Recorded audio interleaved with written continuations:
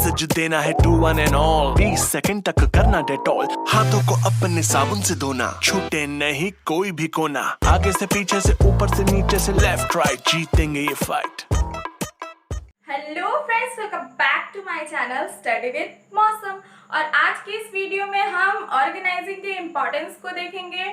इससे पहले हमने वीडियो नंबर 1 को भी बनाया, अगर आप उसे देखना चाहते हैं तो मेरे चैनल में जाके आसानी से देख सकते हैं। ये हमारा वीडियो नंबर 2 है। आइए चलते हैं अब इम्पोर्टेंस के फर्स्ट पॉइंट पे। तो इम्पोर्टेंस का जो सबसे पहला पॉइंट है वो है बेनिफिट्स इन स्पेशलाइजेशन। मतलब अगर जब कोई चीज स्पेशलाइज हो जाता है तो उससे हमें बेनिफिट मिलती है। कैसे, आइए देखते हैं। In organization every individual is assigned a part of total work. Due to this division of work into smaller units and assignment of units according to the qualification leads to specialization. अब क्या होता है कि organisation में हर एक individual को एक whole work में से स्मॉल पार्ट्स को दिया जाता है। मीन्स एक टोटल वर्क में से स्मॉल स्मॉल पार्ट्स को डिवाइड किया जाता है और उन स्मॉल स्मॉल पार्ट्स को हर एक इंडिविजुअल को दिया जाता है according to their capability and qualification, ताकि वो जो है इस काम को जब बार बार रिपीट करे तो वो स्पेशलाइज्ड हो जाए और इससे ऑर्गेनाइजेशन को बेनिफिट मिले। तो स्पेशलाइजेशन क्या करता है? स्पेशलाइजेशन क्या करता है? बेनिफिट्स को प्रोवाइड करता है, मीन्स ऑर्गेनाइजेशन को बेनिफिट देता है। आइए चलते हैं हम नेक्स्ट पॉइंट की तरफ। तो नेक्स्ट पॉइंट है हमारा रोल क्लियरिटी। इसमें क्या होता है? In this the employees are assigned different jobs and the manager clearly define the job. अब इसमें क्या होता है कि जो एम्प्लॉयज होते हैं ऑर्गेनाइजेशन में, जितने भी एम्प्लॉयज होते हैं, उन्हें उनके जो जॉब्स है, डिफरेंट टाइप की जॉब्स है जो उन्हें असाइन किया गया है, उन्हें मैनेजर क्या करते हैं कि उनके जॉब्स में क्लियरिटी प्रोवाइड करते हैं। कैसे? The jobs are defined on written document called job description, which clearly spell out what exactly has to be done in every job. Okay, तो इसमें क्या होता है कि उन जॉब्स को, मीन्स जो जो इंडिविजुअल को एक छोटी छोटी जॉब्स मिले हैं, उनकी क्लियरिटी कैसे मिलती है? एक रिटन फॉर्म में मिलती है, जिसे कहते हैं हम जॉब डिस्क्रिप्शन। वो एक रिटन डॉक्यूमेंट होता है जिसमें क्लियरली डिफाइन होता है कि उसके पास क्या अथॉरिटी है, क्या रिस्पॉन्सिबिलिटी है, उसे क्या करना है और क्या नहीं करना है। तो रोल की क्लियरिटी यहाँ पे होती है कि उसे क्या करना है और क्या नहीं करना है। आइए चलते हैं हम थर्ड वन की तरफ। तो थर्ड वन है हमारा क्लियरिटी इन वर्किंग रिलेशनशिप। अब क्या होता है कि वर्किंग रिलेशनशिप में भी क्लियरिटी होना जरूरी होती है। तो आइए देखते हैं कि ऑर्गेनाइजेशन किस तरह से वर्किंग रिलेशनशिप में क्लियरिटी देती है। In organizing function it is clearly defined that what all and how much power and authority is enjoyed by the different individual or manager।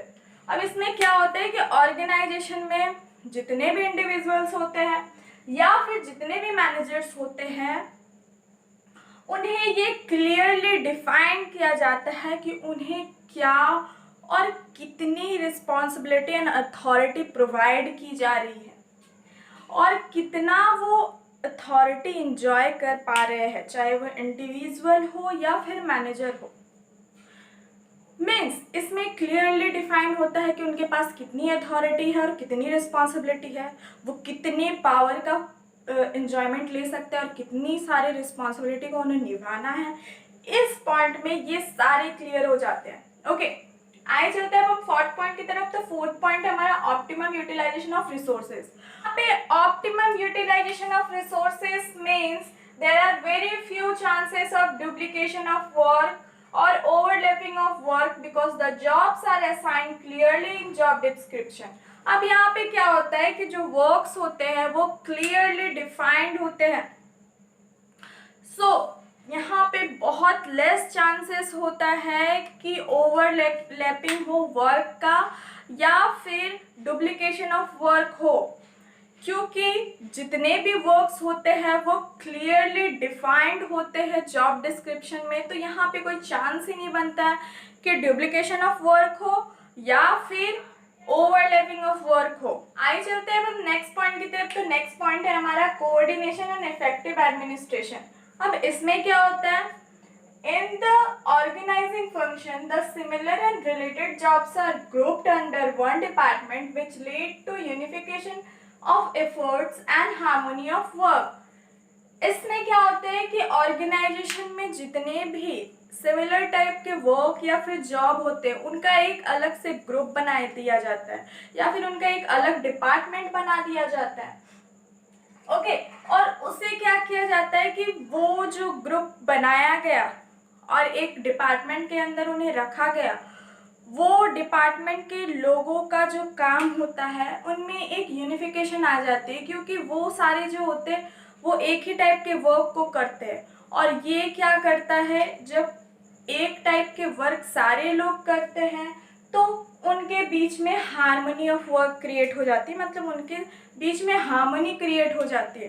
तो यहाँ पे कोऑर्डिनेशन बहुत ज़्यादा अच्छा हो जाता है, जिसके कारण इस पॉइंट में कोऑर्डिनेशन ऑफ इफेक्टिव एडमिनिस्ट्रेशन बहुत अच्छे से किया गया। तो इससे क्या होता है कि उनके बीच में अच्छी कोऑर्डिनेशन आ जाती है। तो इस पॉइंट में ये है। आइए चलते हैं हम नेक्स्ट पॉइंट की तरफ। तो नेक्स्ट पॉइंट है हमारा अडॉप्शन टू चेंज। अब क्या होता है कि चेंजेस भी ज़रूरी होती है और उनको अडॉप्ट करना भी ज़रूरी होता है। तो आइए देखते हैं इसमें क्या है। Whenever the changes take place with the help of organizing function, these changes can be adopted systematically। अब क्या होता है कि अगर कभी भी चेंजेस होती है बिजनेस एनवायरनमेंट में, तो ये सारे जो चेंजेस होते हैं वो ऑर्गेनाइजिंग फंक्शन की हेल्प से अडॉप्ट कर दिए जाते हैं। ये जो चेंजेस होते हैं उन्हें इजीली अडॉप्ट कर लिया जाता है या फिर सिस्टमैटिकली अडॉप्ट कर लिया जाता है। कैसे? With the help of organizing function. क्योंकि इनमें क्या होता है कि जितने भी वर्क्स होते हैं, छोटे छोटे वर्क्स, उनका एक डिपार्टमेंट बना दिया जाता है और स्पेसिफिकली जिस डिपार्टमेंट में चेंजेस रिक्वायर्ड होती है सिर्फ और सिर्फ उसी डिपार्टमेंट को चेंज किया जाता है। सो ये इजीली अडॉप्टेबल होता है। तो जो ऑर्गेनाइजिंग फंक्शन है वो इजीली क्या करती है कि चेंज को अडॉप्ट कर लेती है। आइए चलते हैं हम नेक्स्ट पॉइंट की तरफ। तो नेक्स्ट पॉइंट है हमारा एक्सपेंशन एंड ग्रोथ। इसमें क्या है, with the optimum utilization of resources and proper division of work and departmentalization, company can easily meet the challenges and can expand their activities। अब इसमें क्या होता है कि जब ऑप्टिमम यूटिलाइजेशन ऑफ रिसोर्सेस होता है या फिर ऑप्टिमम यूटिलाइजेशन ऑफ, अब क्या होता है कि अगर ऑप्टिमम यूटिलाइजेशन ऑफ रिसोर्सेस होता है, अब क्या होता है कि अगर ऑप्टिमम यूटिलाइजेशन ऑफ रिसोर्सेस होता है और प्रॉपर डिवीजन ऑफ वर्क होता है, डिपार्टमेंटलाइजेशन होता है, तो कंपनी क्या करती है, इजीली किसी भी चैलेंज को वो फेस कर पाती है और इजीली क्या करती है कि अपने ऑर्गेनाइजेशन को एक्सपेंड कर पाती है। तो यहाँ पे एक्सपेंशन एंड ग्रोथ के चांसेस इंक्रीज हो जाते हैं, क्योंकि ऑप्टिमम यूटिलाइजेशन ऑफ रिसोर्सेज हो रहा है, डिवीजन ऑफ वर्क भी हो रहा है, डिपार्टमेंटलाइजेशन भी हो रहा है। तो यहाँ पे बहुत ज़्यादा चांसेस होते हैं कि एक्सपेंशन और ग्रोथ इजीली हो पाए ऑर्गेनाइजेशन में। आइए चलते हैं हम लास्ट पॉइंट की तरफ। तो लास्ट पॉइंट है हमारा डेवलपमेंट ऑफ पर्सनल। इसमें क्या होता है, delegation of authority is important part of organising.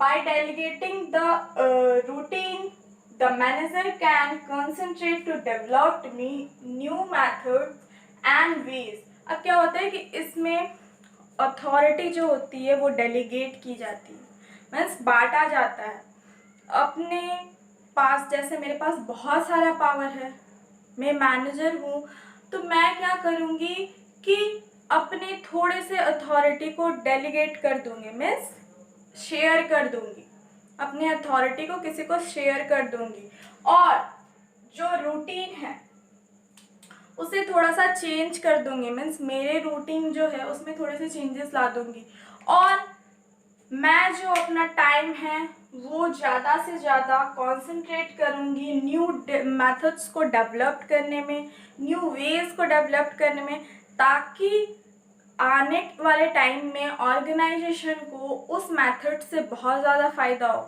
तो यहाँ पे डेलीगेशन ऑफ अथॉरिटी की भी बहुत ज़्यादा ज़रूरत होती है, जिससे मैनेजर को ये टाइम मिल जाता है कि वो new methods and new techniques या फिर न्यू वेज को डेवलप कर पाए, ताकि ऑर्गेनाइजेशन जो है अपने गोल तक इजीली उसी मेथड से पहुंच सके। ओके, तो ये सारे हो गए इम्पॉर्टेंस ऑफ ऑर्गेनाइज